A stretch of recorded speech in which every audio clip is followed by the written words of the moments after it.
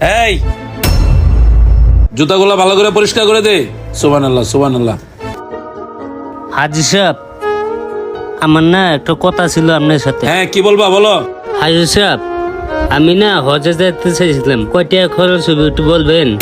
কি তুই হজ করতে যাবি এই 2 টাকার মুচি হইয়া? হেই!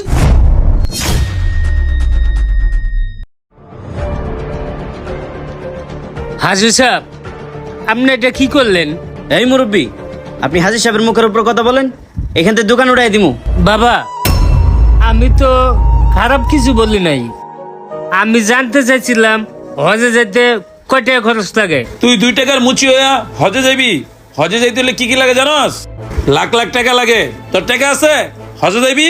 হাজি সাহেব, আমি না অনেক দিন ধরে চিন্তা ভাবনা করতেছি হজে গেলে কয়টা টাকা খরচ লাগে, তার জন্য জানতে চাইছিলাম।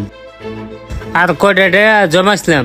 কয়টা টাকা জমাইছিলি এটি নিয়ে বাসায় নিয়ে রেখে দে। হজ করতে হইব না, বুঝছ নাই? থাক। এই চল নোমান।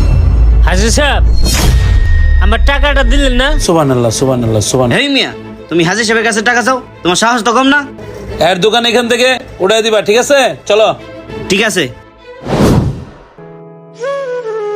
কাকা, আমার জুতাগুলো একটু সিলাই দেন তো, ছিঁড়ে গেছে। দেন বাবা, সেলাই